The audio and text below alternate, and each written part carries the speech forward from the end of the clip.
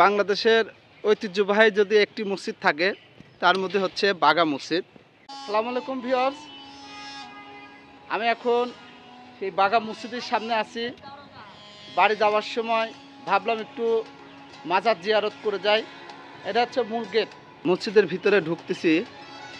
দেখেন মসজিদটা কত বড় এবং কি সুন্দর নিরিবিলি।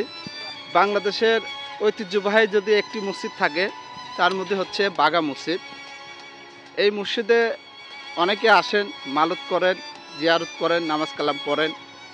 তবে আমি একটা কথা বলি, এই মসজিদে আপনারা যারা আসবেন, আমরা মাজার জিয়ারত করি, কিন্তু মাজারে এসে যেন কোনো রকম পূজার সঙ্গে সামিল না হয় সেদিকে আমাদের খেয়াল রাখতে হবে। এখানে মুসলমান ধর্মপ্রাণ ভাই বোন যারা আসেন তারা সকলেই চেষ্টা করেন এখানে এসে নামাজ পড়বে এবং দোয়া দরুদ পড়বে। এবং যে পীর সাহেবগণ ছিলেন, পীর হুজুরগণ ছিলেন, যারা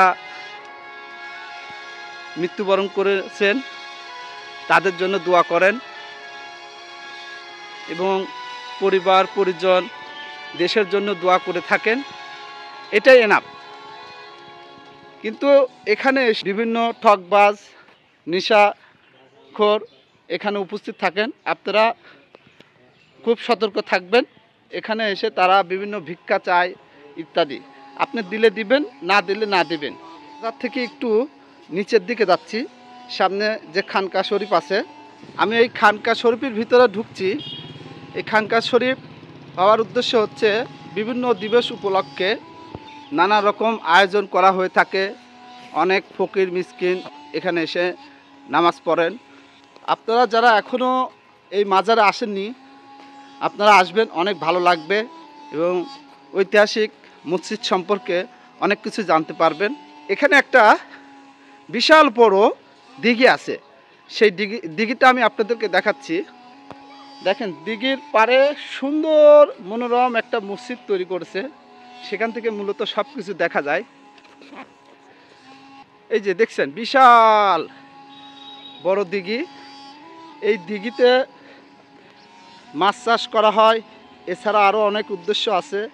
এখানে যখন পর্যাপ্ত পরিমাণ লাখো লাখো মানুষ এখানে আসেন, পানির সংকট যাতে না হয়, এখান থেকে গোসল করেন, ওযু করেন ইত্যাদি, তারা বিভিন্ন কাজকর্ম করে থাকেন। হ্যালো বন্ধুগণ, আমি আপনাদের একটি কথা বলতে ভুলে গিয়েছি। এই বাগা শাহী মসজিদটি প্রতিষ্ঠিত হয় 1523 সালে। 930 হিজরিতে সুলতান নাসিরউদ্দিন নুসরত শাহ এই মসজিদটি নির্মাণ করে গিয়েছেন। আসলে খুব সুন্দর লাগতেছে, পরিবেশটা এত সুন্দর, নিরিবিলি। এখানে আপনারা আসবেন, অনেক কিছু জানতে পারবেন এবং ঐতিহাসিক মসজিদ সম্পর্কে আরও অনেক কিছু তথ্য পাবেন, যেগুলো অনেক মানুষ দিয়ে থাকে না। যেহেতু আমি একজন কন্টেন্ট ক্রিয়েটর, আশা করি আমার ভিডিওটি যদি আপনাদের ভালো লেগে থাকে অবশ্যই লাইক, কমেন্ট এবং শেয়ার করবেন। সবার জন্য দোয়া ও শুভকামনা রইল। আসসালামু আলাইকুম।